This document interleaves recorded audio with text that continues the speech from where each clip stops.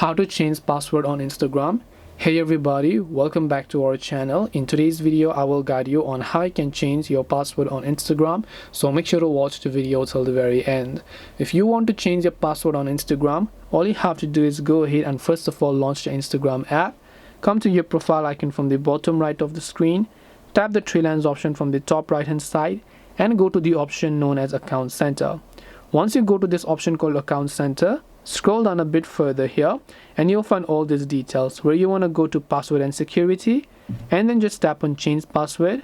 Select your Instagram account and enter the current password first and re-enter the new password that you want to change to. If you are logged in and you don't remember your password, you can also tap on forgotten your password to reset the password and follow the instructions. This way you can change password on Instagram. Hope this video is very helpful. If you have got any more questions, feel free to leave them down below. Thank you for watching till the end of this tutorial and see you soon in our next video.